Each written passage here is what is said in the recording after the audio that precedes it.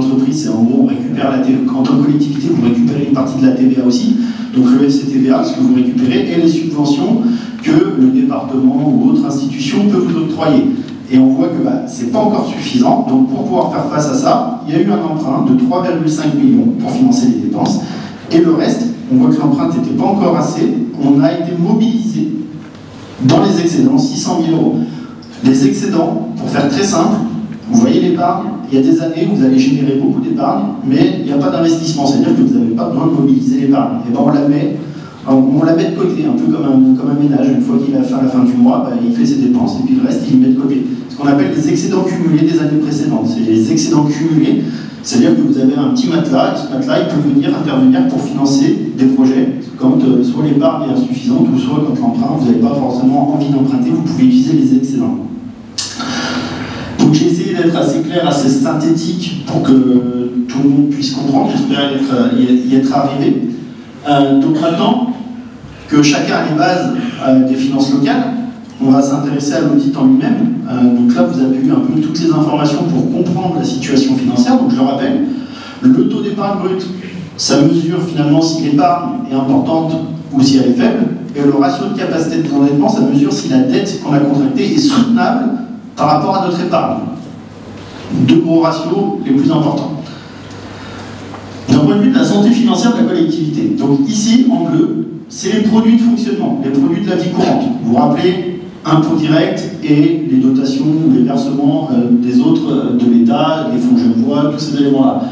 Et en orange, c'est les charges de fonctionnement, les charges de la collectivité. Et du coup, en jaune, c'est l'épargne brute.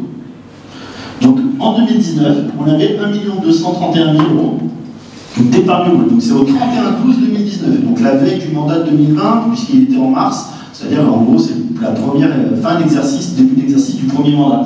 On était à 1,2 million, 1 140 000, 1 122 000. On a une certaine stabilité des charges et une certaine stabilité des recettes. On voit que, au vu des maths, on peut parler de stabilité, c'est-à-dire qu'on avait une épargne brute stable. En 2022, on tombe à une épargne brute de moins 218 000 €. Ça signifie qu'on a eu plus de charges que de recettes. Et après, on repasse à 1,8 million d'épargne brute. C'est-à-dire qu'on a beaucoup plus de recettes que de charges. Et après, on arrive aux 277 000 € d'épargne que je vous ai présenté. Donc, ça, c'est en volume. C'est épargne brute, c'est la variation de l'épargne brute. Donc, on voit que si on prend de borne à borne, on a une forte dégradation de l'épargne. On a presque perdu 1 million d'euros d'épargne brute sur la période. Et maintenant, si on s'intéresse en taux d'épargne brute pour quantifier, vous voyez, on a 25,8%, 24,7%, 25,9%. Là, on tombe à moins 6, parce que l'épargne est négative, donc mécaniquement, le ratio est négatif. On remonte à 26,8%, et là, on est à 5,3%. Donc, pour faire simple, des collectivités, si on se base dans le Genevois, vous avez un peu une situation un peu spécifique localement, avec la Suisse, on a plutôt des communes qui ont des taux d'épargne brute assez importants en règle générale. Donc globalement, avoir par chez vous 20% de taux d'épargne brute pour une commune comme la vôtre, c'est loin d'être atypique. Je veux dire, on n'a pas une épargne qui est pléthorique quand on a 20% de taux d'épargne.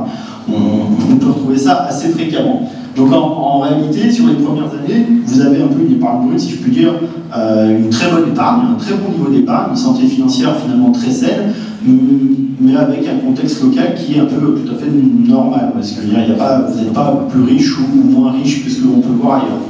Par contre, après, dès qu'on arrive en 2024, là, le 277 000, les 5,3%, c'est très faible. On considère qu'on doit être à minimum 10% de taux d'épargne brute, ça permet de renouveler finalement son patrimoine ou ses dépenses d'investissement futur. C'est 10%, c'est un peu le seuil, on va dire, minimal recommandé. Encore une fois, c'est une recommandation. Donc, on voit qu'on est fortement dégradé. Après, moi, ça m'a posé question de comprendre pourquoi on avait ce yo-yo, finalement, en négatif, on passe de 1,2 million en négatif, on remonte et après on descend. Je me suis aperçu que finalement, l'exercice 2023 était atypique, puisque une des recettes qui normalement aurait dû être perçue sur 2022 n'a pas été perçue en 2022, mais a été perçue sur 2023. C'est-à-dire qu'en 2023, vous avez, entre guillemets, enregistré 2 fois la même recette. Pour faire simple, chez vous, c'est comme si vous aviez votre paye qui ne tombait pas au mois de mars et qu'au mois d'avril, vous aviez 2 fois votre paye. Dans les comptes, on va avoir une sacrée vague. Donc là, c'est un peu ce qui s'est passé. Il faut savoir que les fonds Genevois, dont je parlais tout à l'heure, qui représentent à peu près 1,5 million, chez vous 1,5 million de recettes, vous les touchez en décembre, c'est-à-dire en toute fin d'année. Et normalement, une collectivité, sur le mois de janvier de l'année d'après, doit ce qu'on appelle rattacher ses recettes et ses charges qu'elle aurait dû avoir sur l'année N-1, mais qu'elle n'a pas pu, soit pas eu le temps de payer la facture, soit les recettes ne sont pas arrivées, mais qu'on sait que c'était rattaché, on rattache à l'exercice précédent. C'est un peu technique, donc je ne vais pas m'attarder là-dessus, mais normalement on aurait dû rattacher les choses. Là, en fait, ça n'a pas été rattaché, du coup, ça signifie que vous avez perçu en janvier, en gros, les fonds Genevois de 2022, et en décembre, les fonds Genevois de 2023. Donc, une fois qu'on retraite ça, on arrive plutôt, en réalité, alors, ça, c'est vos comptes réels, les comptes administratifs qui ont réellement été publiés, et ça, c'est quelque chose de retraité, où j'ai repris la recette que vous avez en trop en 2023 et que je l'ai rattachée en 2022. Donc, on voit que jusqu'au 31/12/2022, on avait une épargne brute qui tenait tout à fait la route, puisqu'on était à 27,5% de taux d'épargne. Par contre, dès 2023, on a une très forte diminution et on passe à 4,9% et 5,3%. Donc on voit que, en fait, la diminution de 2023, elle est plus ou moins structurelle, puisqu'on retrouve à peu près le même niveau d'épargne en 2024. Donc globalement, au niveau de la santé financière, sur tout le début de mandat, jusqu'au 31/12/2022, il n'y a pas de problème particulier financier d'un point de vue de la section de fonctionnement, au niveau de l'épargne que vous dégagez, pas de problème. Par contre, à partir de 2023, le 5% de taux d'épargne brut est beaucoup trop faible pour pouvoir faire face, soit à financer des nouveaux projets, soit aller chercher de la dette, parce qu'un banquier avec un taux d'épargne brut comme ça, il ne prêtera pas. Clairement, il ne va pas prêter avec ce niveau de recette, donc vous ne pourrez pas emprunter pour financer. Donc ça veut dire que là, globalement, vous ne pouvez plus, à partir de 2023, vous auriez eu des difficultés à financer de nouveaux projets. À part, rappelez-vous les excédents, ce que je veux dire, à part si vous avez un très gros matelas de côté, vous utilisez ce matelas, mais sinon, sans le matelas des années précédentes, en réalité, là, à partir de 2023, on ne peut plus faire grand-chose en termes d'investissement. Et même pour le fonctionnement, il faut savoir que vous êtes fortement soumis aux aléas futurs, c'est-à-dire que l'État, il prend une décision comme il peut y en avoir. À titre d'exemple, entre 2025 et 2028, l'État a choisi d'augmenter de 12 points les cotisations patronales des agents de la fonction publique. Ça, vous ne pouvez rien y faire. C'est l'État, il a dit, moi je augmente de 12 points les cotisations patronales. Si ça représente 300 000 € pour votre collectivité, bah, vous n'avez même pas les moyens de faire face à l'augmentation des charges des cotisations patronales dans les années à venir. Donc là, la situation, en termes de volume financier, d'épargne brute, reste très faible. Donc clairement, pour les années futures, un des enjeux, ça va être de reconstruire les marges de manœuvre au niveau de l'épargne. Donc maintenant qu'on a vu, d'un point de vue financier, la situation financière, de borne à borne, que finalement, il y a une dégradation assez soudaine de l'épargne, l'objectif, c'est de comprendre le pourquoi du comment il y a eu cette variation d'épargne sur le fonctionnement. Donc là, je rappelle les taux d'épargne brut, donc je ne vais pas m'attarder, vous les avez eu avant, hein, mais du coup, on voit bien avec le seuil minimum des 10% recommandés, qu'on est largement en dessous, et on a cette chute assez brutale en 2023. Donc ça, c'est les évolutions des produits et des charges, c'est peut-être plus parlant en graphique que tout à l'heure sur les petits bâtons. Vous voyez qu'on avait quelque chose de stable entre les deux courbes jusqu'en 2022, et en fait, on a pris la tangente au niveau des charges, on est passé de 3,5 millions à 4,9 millions de charges de fonctionnement au 31/12/2023. Et ça a été maintenu après, en 2024, clairement, il n'y a pas d'évolution de charges. Sur le dernier compte administratif, bon, on reste sur des charges stables. Mais c'est vraiment l'exercice 2023 qui a été charnière, en réalité, sur le volume des charges.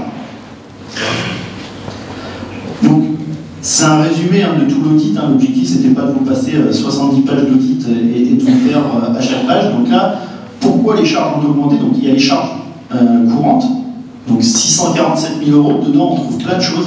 Vous avez l'électricité, où là, vous ne pouvez rien faire, peu importe qui, peu importe quand.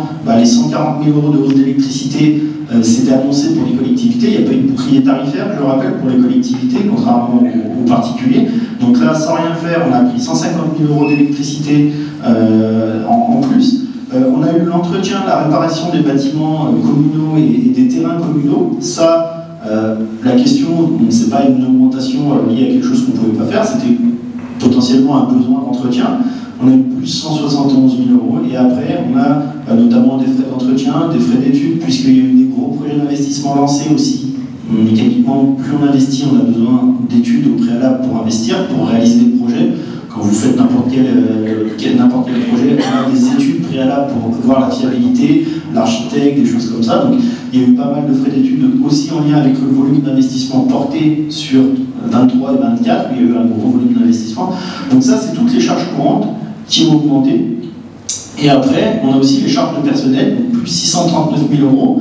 Et après, ce qui était vraiment marquant, c'est que dans cette charge, donc, il y a eu l'augmentation du nombre de personnels, parce qu'il y a eu du développement de services. Donc mécaniquement, qui dit plus de services, on augmente le personnel, donc population, police municipale et autres. Donc ça c'était des choix de développer le service, donc on a mis les moyens en face, mais ça augmente les charges. Et par contre, la direction générale aussi, ça représente 25% des 639 000 €. C'est-à-dire que 25% est uniquement lié à l'augmentation du coût de la direction générale de la collectivité sur la période d'études, ce qu'on a vu en 2023. Donc, ce que je disais, même si certaines charges étaient inévitables, comme l'électricité ou autres, certaines, en réalité, relèvent quand même des choix de gestion. Et du coup, la question, c'est toujours pareil, finalement, comment ces choix ont été potentiellement estimés, anticipés pour la collectivité, mais ça, ce n'est pas les comptes qui permettent de répondre à cette question. Il aurait fallu auditer chaque personne qui était là sur cette période, ce qui n'a pas été fait. Donc là, je n'ai pas la réponse à vous apporter sur cette question-là de comment potentiellement a été anticipé toutes ces évolutions, ou comment dans les dialogues a pu être fait ces éléments-là. Donc, vous voyez là, on a finalement le résumé global un peu de l'évolution du 1,5 million de charges. On a 1,2 million sur les hausses de charges courantes et les hausses de charges de personnel. Ce qu'il faut retenir, c'est qu'aujourd'hui, au stade où vous en êtes à 277 000 € d'épargne, si on maintient cette épargne, il n'y a plus aucun projet structurant qui sortira pour la ville de Colombes. Ça, c'est une certitude, on ne peut plus investir avec un niveau de 277 000 €. Ça signifie que finalement, un peu pour vous, enfin moi je dis pour vous, élus, parce que ce sera aux élus de s'atteler à ça, c'est de reconstruire les marges de manœuvre, de se dire aujourd'hui on est à 277 000, le million, c'est un peu le minimum qu'il nous faut, le million 2, ce qu'il y avait par le passé.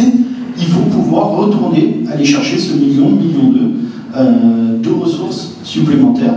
Et là, c'est la prochaine étape, là, c'était l'audit, donc ils attendaient les conclusions de l'audit pour savoir ce qu'il fallait faire. Maintenant qu'ils ont finalement les objectifs, c'est un peu la deuxième phase qu'il faudra mettre en place, c'est comment on peut retrouver les marges de manœuvre du passé et sur quel levier on va devoir jouer. Donc la question de l'investissement, donc là on a vu tout le fonctionnement, l'épargne, vous vous rappelez le fonctionnement, mais il y a aussi la question de l'investissement. Sur la question de l'investissement, les montants investis, donc là vous avez les montants, alors c'est en millions d'euros, qui ont été investis. Donc en 2019, il y avait 1 326 000, 1 million au Covid, dans le Covid 1 420 000, 592 000, 672 000. Et je vous avais dit qu'il y avait eu une forte augmentation de l'investissement sur 23-24, puisqu'on investit 3,6 millions et 4,4 millions des dépenses d'équipement. Donc en moyenne, ça représente 2 millions en moyenne, et au total, ça fait un peu plus de 12 millions d'euros d'investissement portés par la commune. Voilà. Donc, ça, c'est les principaux investissements portés. Là, il y a un total de 7,3 millions, mais c'était vraiment les gros montants et les gros projets. Donc on a l'extension du cabinet médical pour un total de 2,5 millions. On a les travaux rue Verdi pour 724 000, restauration bureau pour 877 000, acquisition de terrain pour 600 000 €. L'école, c'est les premiers prémices et les petites études qui ont été lancées pour 118 000 €. Piste cyclable, 556 000 €. Panneaux, groupe scolaire, voirie, enfin tout ce qui est panneaux de signalisation pour 322 000 €. La balayeuse, 156 000 €. Des véhicules pour 157 000 €. Et l'aménagement, 186 000, enfin voilà, ainsi de suite, et réhabilitation du marché pour 276 000 €. Je vous ai mis que les grosses lignes, parce qu'après, il y a énormément de petites lignes qui font que petit, plus petit, plus petit, on arrive à des gros montants, mais on aurait eu un tableau illisible, donc j'ai vraiment sélectionné les gros montants et les projets, entre guillemets, pas appeler ça phare, mais des montants importants de finances. Donc voilà pour la question. Donc là, ça revient à ce que je viens de vous dire à l'oral. Hein. Donc la question de l'investissement aujourd'hui, le volume d'investissement qui a été fait est tout à fait soutenable. L'emprunt qui a été fait, avec un si c'est toujours facile, mais si l'épargne était restée, l'emprunt en lui-même n'était pas problématique.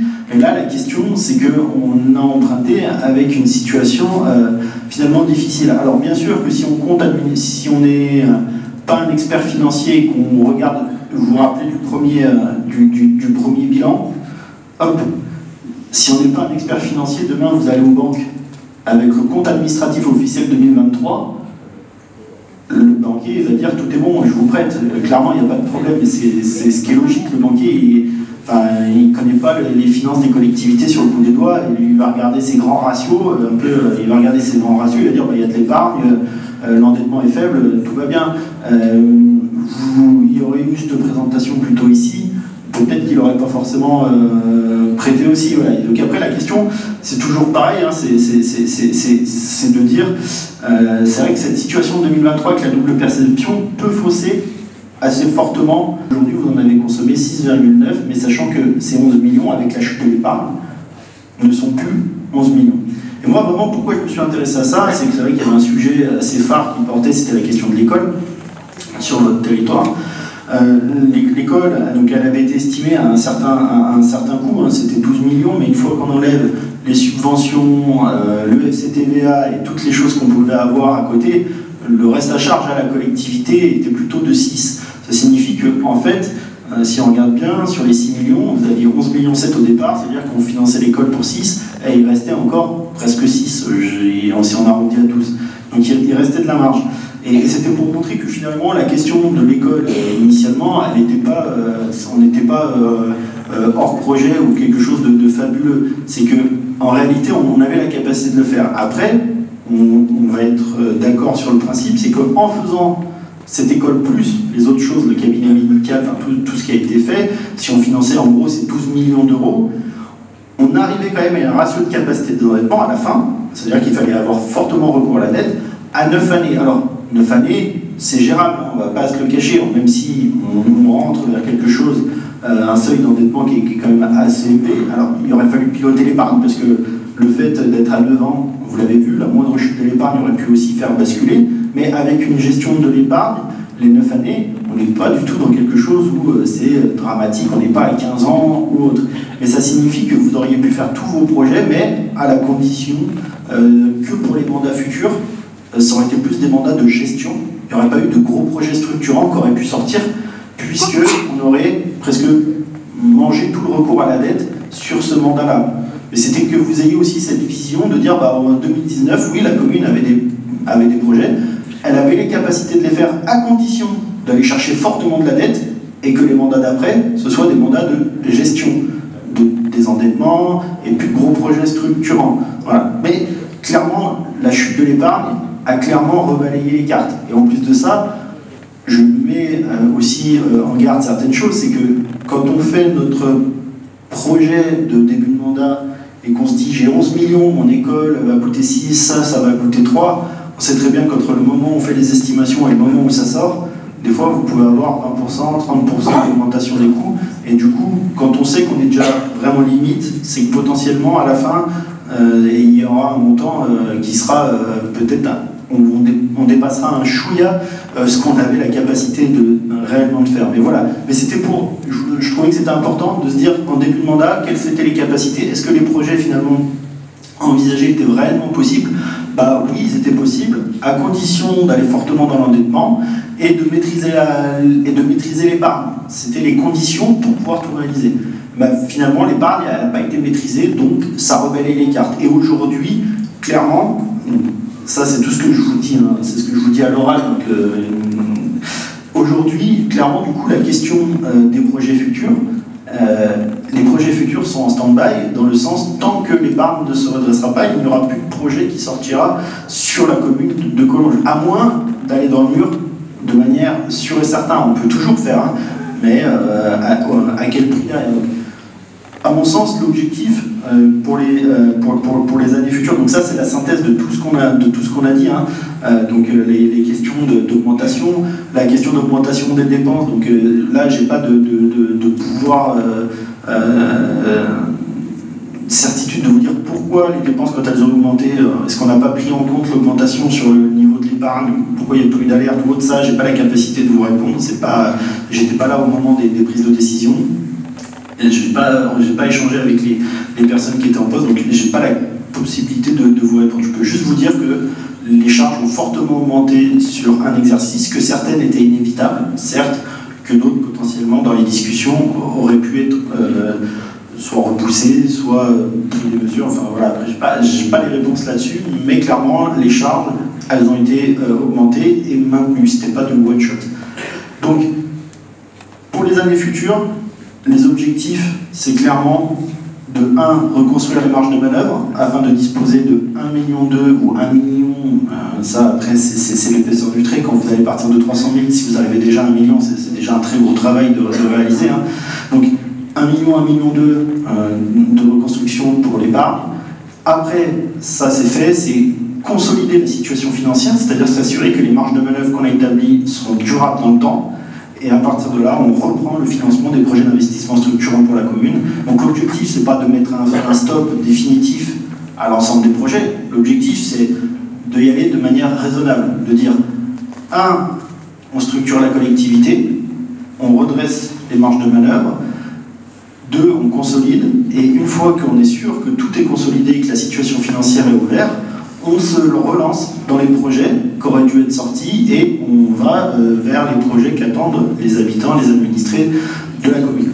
Donc là aujourd'hui, on était au balbutiement finalement du plan d'action, c'est-à-dire c'était déjà de faire l'audit, et maintenant les élus devront se plancher sur le plan d'action, sur comment ils vont faire pour pouvoir récupérer les marges de manœuvre. Et ça, c'est un travail à venir.